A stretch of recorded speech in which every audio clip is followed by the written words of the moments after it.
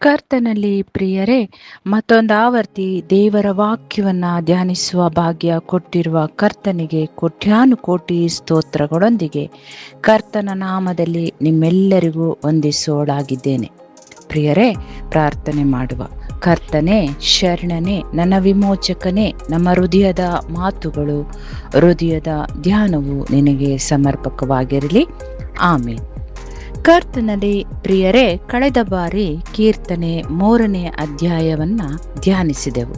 ಈಗ 4ನೇ ಅಧ್ಯಾಯವನ್ನ ಧ್ಯಾನಿಸುವ. ಕೀರ್ತನೆಗಳು 4ನೇ ಅಧ್ಯಾಯ 1ರಿಂದ 8 ವಚನಗಳನ್ನ ಒಳಗೊಂಡಿದೆ. ಅದರಲ್ಲಿ ಈ ದಿನ 1ರಿಂದ 4 ವಚನಗಳನ್ನ ನಾವು ಧ್ಯಾನಿಸುವ. ಓದುವ. ನ್ಯಾಯವನ್ನ ಸ್ಥಾಪಿಸುವ ನನ್ನ ದೇವರೇ, ನಿನಗೆ ಮೊರೆ ಇಡುತ್ತೇನೆ, ಸದುತ್ತರವನ್ನ ದಯಪಾಲಿಸು. ನನ್ನನ್ನು ಇಕ್ಕಟ್ಟಿನಿಂದ ಬಿಡಿಸಿ ಇಂಬಾದ ಸ್ಥಳದಲ್ಲಿ ಸೇರಿಸಿದಾತನೇ, ನನ್ನನ್ನು ಕರುಣಿಸಿ ನನ್ನ ಪ್ರಾರ್ಥನೆಯನ್ನ ಅಂಗೀಕರಿಸು. ಮಹನೀಯರೇ, ನೀವು ಎಷ್ಟರವರೆಗೆ ನನ್ನ ಗೌರವವನ್ನ ಕೆಡಿಸಿ ನನ್ನನ್ನು ಅವಮಾನ ಪಡಿಸುವಿರಿ? ಯಾಕೆ ನಿರಾರ್ಥಕವಾದದ್ದನ್ನ ಪ್ರೀತಿಸಿ ಸುಳ್ಳನ್ನ ಹಿಂಬಾಲಿಸುವಿರಿ? ಯೆಹೋವನು ತನ್ನ ಭಕ್ತನನ್ನ ತನಗೋಸ್ಕರ ಪ್ರತ್ಯೇಕಿಸಿಕೊಂಡಿದ್ದಾನೆಂದು ತಿಳಿದುಕೊಳ್ಳಿರಿ. ನಾನು ಆತನಿಗೆ ಮೊರೆ ಇಡುವಾಗೆಲ್ಲ ಆತನು ಕೇಳುತ್ತಾನೆ. ಭಯಪಡಿರಿ, ಪಾಪ ಮಾಡಬೇಡಿರಿ, ಮೌನವಾಗಿರಿ. ಹಾಸಿಗೆಯ ಮೇಲೆ ಇರುವಾಗ ಹೃದಯದಲ್ಲೇ ಆಲೋಚಿಸಿಕೊಳ್ಳಿರಿ ಎಂಬುದೇ ಈ ಅಧ್ಯಾಯವು ದಾವೀದನು ಬರೆದ ಕೀರ್ತನೆಯಾಗಿದೆ. ವಿಶ್ವಾಸದಿಂದ ಕರ್ತನನ್ನ ಸ್ತುತಿಸುವಂತಹ ಕೀರ್ತನೆಯಾಗಿದೆ. ಪ್ರಿಯರೇ, ಪ್ರಾರ್ಥನಾಪೂರ್ವಕವಾಗಿ ಕರ್ತನಿಗೆ ಮೊರೆಯಿಟ್ಟು ನೆಮ್ಮದಿಯಿಂದ ರಾತ್ರಿಯ ವಿಶ್ರಾಂತಿಗೆ ಹೋಗುವುದನ್ನ ನಾವು ಇಲ್ಲಿ ನೋಡುವವರಾಗಿದ್ದೇವೆ.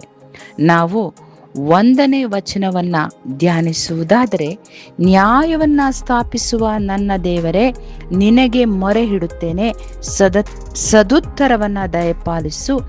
ನನ್ನನ್ನು ಇಕ್ಕಟ್ಟಿನಿಂದ ಬಿಡಿಸಿ ಇಂಬಾದ ಸ್ಥಳದಲ್ಲಿ ಸೇರಿಸಿದಾತನೇ, ನನ್ನನ್ನು ಕರುಣಿಸಿ ನನ್ನ ಪ್ರಾರ್ಥನೆಯನ್ನ ಅಂಗೀಕರಿಸು ಎಂಬುದಾಗಿ. ಮೊದಲ ವಚನದಲ್ಲಿ ಇಲ್ಲಿ ಪ್ರಾರ್ಥನೆಯನ್ನ ಕರ್ತನಿಗೆ ಅರ್ಪಿಸುವುದನ್ನ ನಾವು ನೋಡುವವರಾಗಿದ್ದೇವೆ. 2ನೇ ವಚನ, ದಾವೀದನು ತನ್ನ ಬಳಗವನ್ನ ಉದ್ದೇಶಿಸಿ ದಾವೀದನು ಮಾತನಾಡುವುದನ್ನ ನಾವು ನೋಡುವವರಾಗಿದ್ದೇವೆ.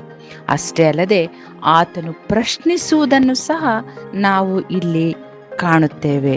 ಪ್ರಿಯರೇ, 3ನೇ ವಚನ, ಕರ್ತನು ದಾವೀದನನ್ನ ಆರಿಸಿಕೊಂಡಿರುವ ಎಂಬುದಾಗಿ ಆತ್ಮವಿಶ್ವಾಸದಿಂದ ಪ್ರತಿಪಾದಿಸುವುದನ್ನ ನಾವು ಇಲ್ಲಿ ನೋಡುವವರಾಗಿದ್ದೇವೆ. ಯೆಹೋವನು ತನ್ನ ಭಕ್ತನನ್ನ ತನಗೋಸ್ಕರ ಪ್ರತ್ಯೇಕಿಸಿಕೊಂಡಿದ್ದಾನೆಂದು ತಿಳಿದುಕೊಳ್ಳಿರಿ. ನಾನು ಆತನಿಗೆ ಮೊರೆ ಇಡುವಾಗೆಲ್ಲ ಆತನು ಕೇಳುತ್ತಾನೆ. ಎಂಥ ಆತ್ಮವಿಶ್ವಾಸ ಈ ವಾಕ್ಯದಲ್ಲಿ ನಾವು ನೋಡುವವರಾಗಿದ್ದೇವೆ ಸ್ವಾಮಿ. ಅಷ್ಟೇ ಅಲ್ಲ, ಈ ಆತ್ಮವಿಶ್ವಾಸ ನಿಮ್ಮಲ್ಲಿಯೂ ಇದೆಯಾ? ನಾವು ಒಮ್ಮೆ ಪ್ರಶ್ನೆ ಮಾಡಿಕೊಳ್ಳುವ. ಕಾರಣ, ಇಂದಿನ ದಿನಗಳಲ್ಲಿ ಈ ಆತ್ಮವಿಶ್ವಾಸ ನಮಗೆ ಅತ್ಯಗತ್ಯವಾಗಿ ಬೇಕಾಗಿದೆ.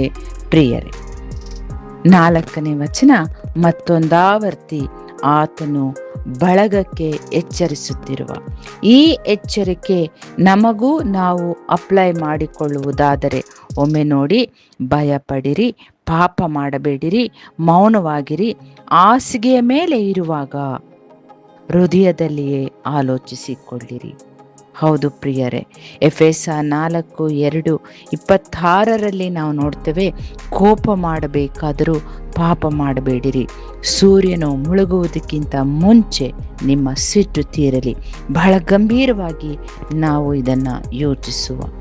ಮತ್ತು 4ನೇ ಅಧ್ಯಾಯದ 4b ವಚನಕ್ಕೆ ನಾವು ಕೀರ್ತನೆಗಳು 42:8 ಹಾಸಿಗೆಯ ಮೇಲೆ ಇರುವಾಗ ಹೃದಯದಲ್ಲಿಯೇ ಆಲೋಚಿಸಿಕೊಳ್ಳಿರಿ ಎಂಬುದಾಗಿ ಹೇಳುವಂಥ ಈ ವಾಕ್ಯಕ್ಕೆ ನಾವು ಕೀರ್ತನೆ 42:8 ನಾವು ನೋಡೋದಾದರೆ, ಕರ್ತನು ಹಗಲಿನಲ್ಲಿ ತನ್ನ ಪ್ರೀತಿಯನ್ನು ನನಗೆ ಅನುಗ್ರಹಿಸುವನು, ರಾತ್ರಿ ವೇಳೆಯಲ್ಲಿಯೂ ಆತನ ಕೀರ್ತನೆ ನನ್ನಲ್ಲಿ ಇರುವುದು, ನನ್ನ ಜೀವಧಾರಕವಾದ ದೇವರನ್ನ ಪ್ರಾರ್ಥಿಸುವೆನು. ಎಂಥ ಅಮೋಘವಾದ ವಾಕ್ಯಗಳಾಗಿವೆ ಇವು. ಒಮ್ಮೆ ಯೋಚಿಸಿ ಪ್ರಿಯರೇ. ಹೌದು ಪ್ರಿಯರೇ, ನ್ಯಾಯವನ್ನು ಸ್ಥಾಪಿಸುವ ನಮ್ಮ ಕರ್ತನು ಸದಾ ಕಾಲಕ್ಕೂ ಎಲ್ಲ ಸಮಯಗಳಲ್ಲಿಯೂ ಆತನು ನಮ್ಮ ಕೇಳುಗನಾಗಿರುವ, ನಮ್ಮೊಂದಿಗೆ ಮಾತನಾಡುವವನಾಗಿರುವ, ನಮಗಾಗಿ ಕಾರ್ಯ ಮಾಡುವವನಾಗಿರುವ ಪ್ರಿಯರೇ. ವಿಶ್ವಾಸದಿಂದ ಆತನ ಸನ್ನಿಧಾನದಲ್ಲಿ ನಮ್ಮನ್ನು ನಾವು ಒಪ್ಪಿಸಿಕೊಡುವ ಪ್ರಿಯರೇ. Amen, amen. Thank you. God bless. Stay bless.